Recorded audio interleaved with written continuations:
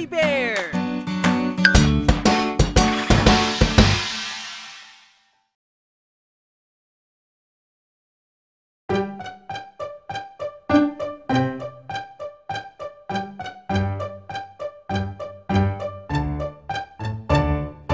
Bawal ang magkalat ng basura, lagi nating tandaan ito. Bawal ang magkalat ng basura, sundin natin palagi ito. Kung walang makitang basurahan, ang mga balat ng biskwit at candy ay dapat ilagay sa ating bulsa upang pagkakalat ay maiwasan. Bawal ang magkalat ng basura, lagi nating tandaan ito. Bawal ang magkalat ng basura, sundin natin palagi ito. Pag meron nakitang nagkakalat, pagsabihan kung ano ang tama, sundin at gawin kung ano ang dapat para mapanatiling malinis ang paligid.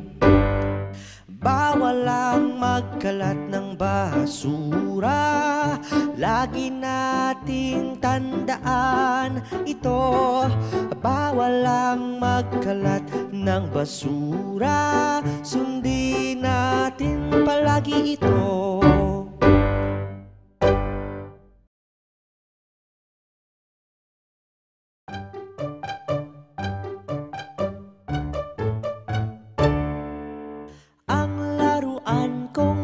Sasakyan,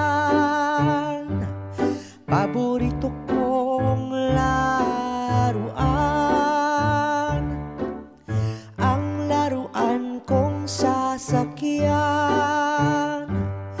laruan aking iniingatan. Ang laruan kong sasakyan ay may apat na malalaking gulong.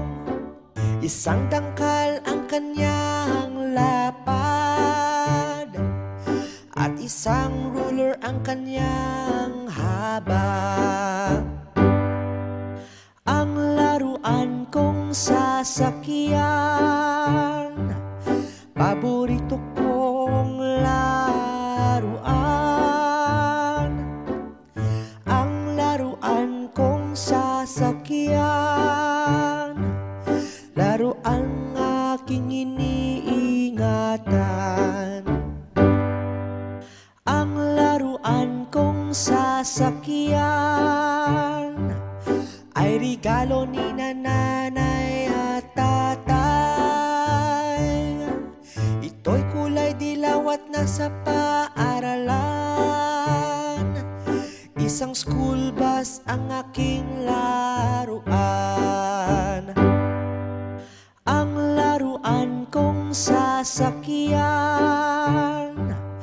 paborito kong laruan. Ang laruan kong sasakyan, laruan aking iniingatan.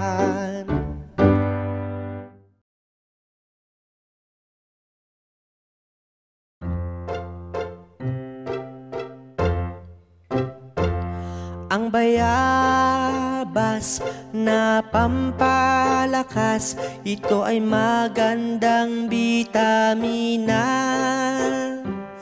Ang bayabas na pampalakas, magandang kalusugan dapat ating inuuna. Magandang prutas ang bayabas, kaya magtanim tayo nito sa ating bakuran. Pangalagaan at ingatan natin ito dahil maganda ito sa ating kalusugan. Ang bayabas bayabas na pampalakas, ito ay magandang bitamina. Ang bayabas na pampalakas, magandang kalusugan dapat ating inuuna. Maganda ito sa ating digestive system, lalo na sa mga mahihilig magpuyat. Kaya kumain tayo ng prutas na bayabas, dahil ito ang prutas na nagbibigay lakas. Ang bayabas na pampalakas, ito ay magandang bitamina. Ang bayabas na pampalakas, magandang kalusugan dapat ating inuuna.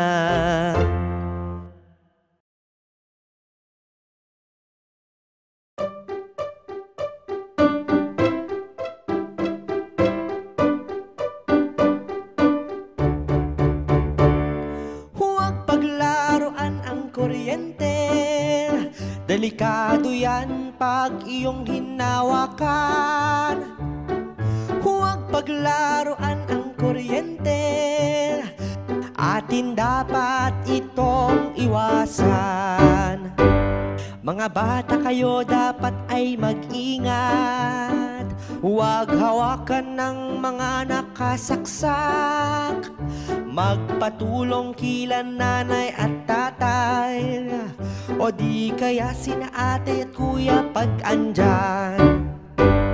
Huwag paglaruan ang kuryente, delikado yan pag iyong hinawakan. Huwag paglaruan ang kuryente, atin dapat itong iwasan. Ingatan lagi ang ating mga sarili, laging pagsabihan ang mga bata, para alam nila kung ano ang dapat at tama.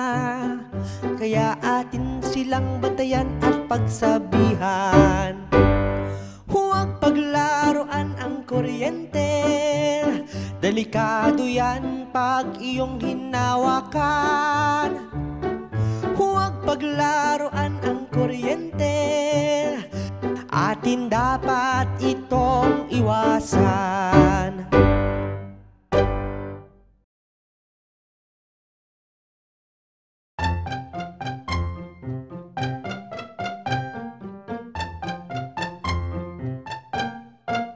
Tayo'y maglinis ng sasakyan, kuskos, kuskos, kuskos.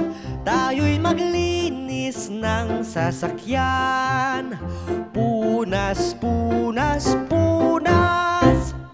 Kunin mo na ang timba at punuin ito ng tubig. Kunin mo na ang basahan at lagyan ito ng sabon. Tayo'y maglinis ng sasakyan, kuskos, kuskos, kuskos. Tayo'y maglinis ng sasakyan, punas, punas, punas. Punasan ang mga bintana at linisin ng mga gulong. Linisin at ayusin ng mabuti ang labas at loob ng sasakyan. Tayo'y maglinis ng sasakyan, kuskos, kuskos, kuskos. Tayo'y maglinis ng sasakyan, punas, punas, punas.